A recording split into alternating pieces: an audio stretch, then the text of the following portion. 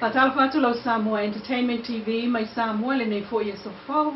A mai sol tapo inga tama matina matua. Felava mo mai ai tato fasalong le nei tula. Malo le soifua o sinen fa. Ele oilo le taimi nei le mafu angol fa o ngā lima wa maliwa i sa tamai tai matua i Samoa fitus fultau sanga. Ile fa ai ungo le vaya so na te nei.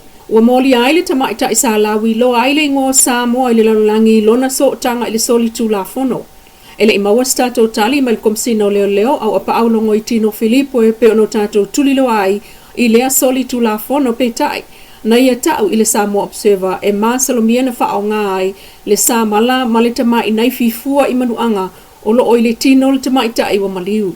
Sauno ai au apa au ele oilo le mafu angal wha o ngai lima pe tai o li ipotia o le wha le tonu le na tupu le wha ungo le vaiaso i le sto nai.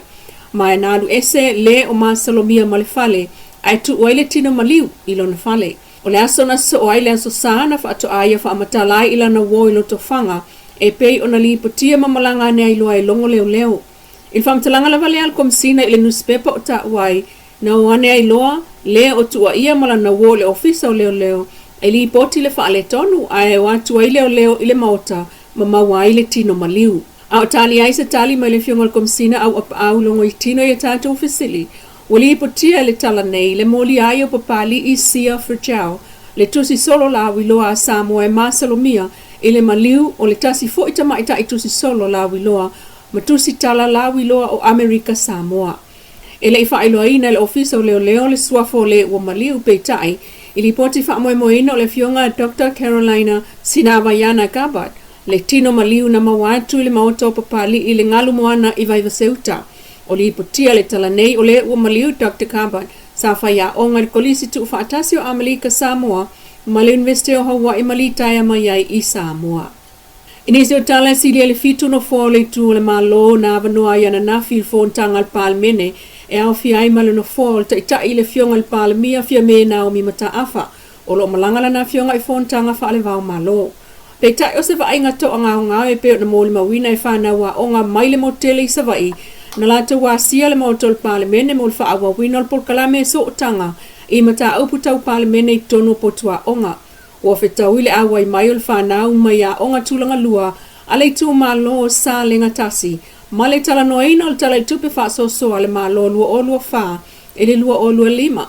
Ma momoli ai le whaaftai a loa ia le whonga whetalai o le mota papali ili o ta au maspau i le whaipule o sa le ngatasi le fionga pule i whaasavalu sua. Ona wale whaatali i leo o atu al polkalame whaalau loa al palemene.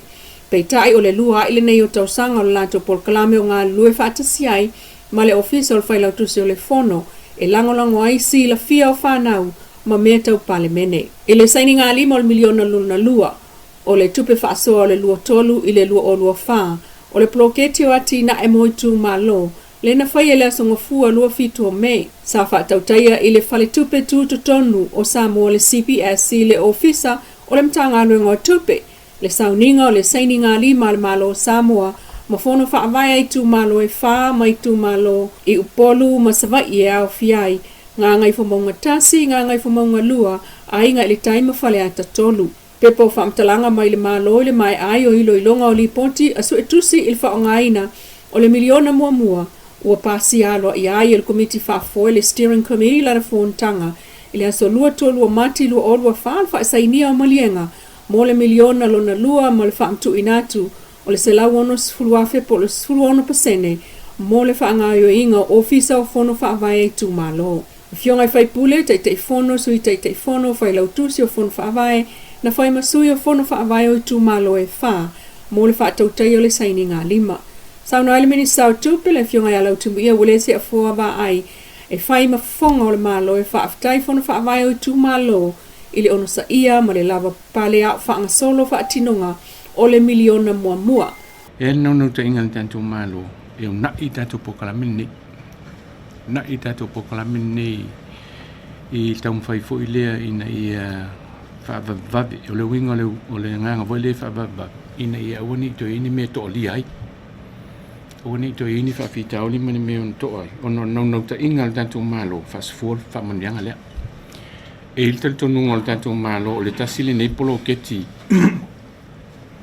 e to la langa il te mawainga le tato bloketi tele nei tato 5 miliona nei tau sanga fa tupe taitas mo tato tu malo o le nganga nai le tato malo man tu foi o tato tunu te mine o le tau te le recovery phase ina ua uma le covid o le tasila ne recovery project tato malo le to la langa il tato te mau o no ta inga la le tato malo na il menne tasi ne so son tel il to la langa ino tato te mau ai mesi o le ta uol polo ketini tato stango fisa o ai inject tato te mau ai ngane o tato ai no tu malo o ai e kale siele wo il fa so le o le fautuanga a le minista ia usta ia te mi fuafu o whaanga solongol miliona lona lua ma ia muli multa ia ta iala ma whainga whaavai ia ngā lue whaatasi ma limta ngā luenga a wale manuia o ati na e ai tu malo.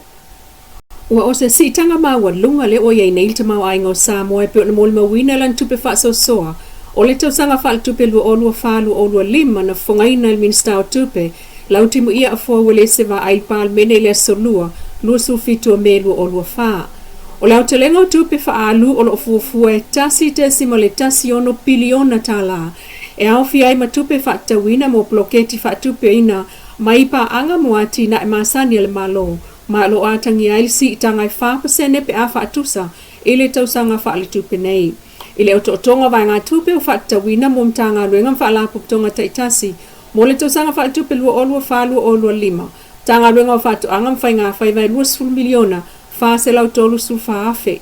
Tanga luenga o pisnisi malama nuia maleipa lua sfulu miliona fitu se lau valu sulfitu afe iwa se lau 5. Tanga luenga o sota ingam whamtalanga whaate konolosi e se fulu miliona fa se lau tolu sulu afe maleiva tolu. O le mtanga luenga o onga maanga nuu se lau tolu 5 afe fa se lau wonono. Tanga luenga o ta longa malanga o amol whaafifianga o tangata e valu miliona lua se lau sulvalu afe valu se lau valuiva. Tanga luenga o tupe se lau sulfitu miliona fitu se lau iwa sfulu afe fitu se lau fitu valu. Tanga luenga o mai fafom fata o inga tolu sfulu miliona se lau iwa tasi afe malfa se lau. Tanga luenga o soifua malolo ina se lau 5 miliona ono se lau ono sulfa afe lua se lau.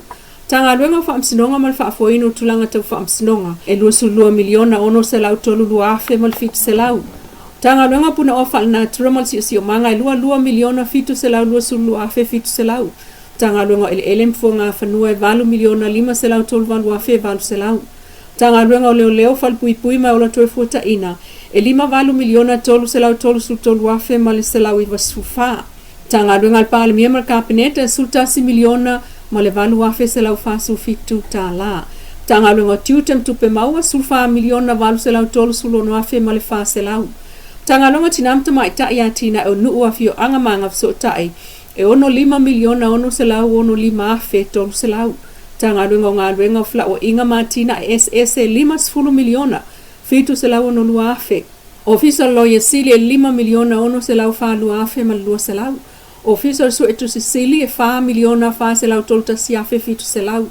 Official komsina fai ngā palota e tolu miliona tolu se lau iwa lua afe tolu se lau. Official fai lau tu se le fono awau fai tu la fono e 4 miliona fa se lau afe ma le fitu se lau iwa sfulu. Komisina sulfa inga tasil miliona fitu se lau lua fitu afe iwa se lau. Komisio tangata fai ngā luenga malo su tolu miliona tolu se lau fitu lua afe. Ofisa fai numera fa amawina e 5 miliona 5 se lau ono fitu afe fitu se lau fitu sfulu. Komitio toi fuata ina tu la fongo e milionga 5 se lau lua su lua afe lua se lau 5 ono. Tanga luenga mo fa ala poptonga malo e 5 miliona fitu se lau valu sul valu afe fa se lau ono sfulu.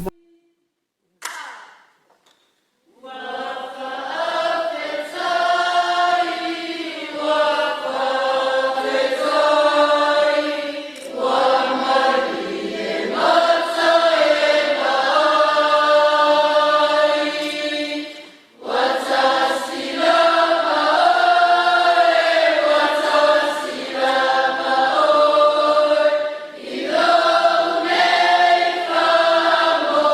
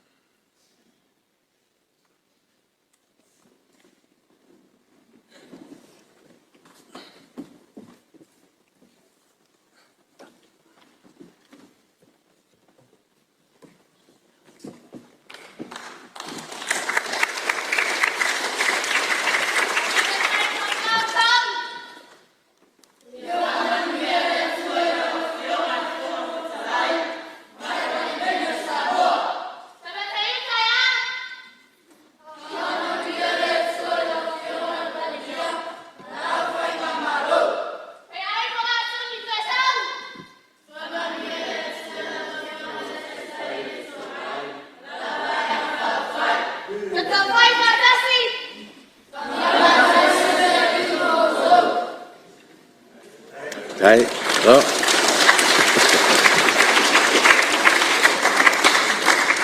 Ya, malo, paftai le. Tu ngai paulunga fo tatu anga tunang lua, ma tatu tu malo salenga no tasi, ya paftai fo yalo mfanau, tatu tu malo fa manuia le tua I toenga lo to fa moe.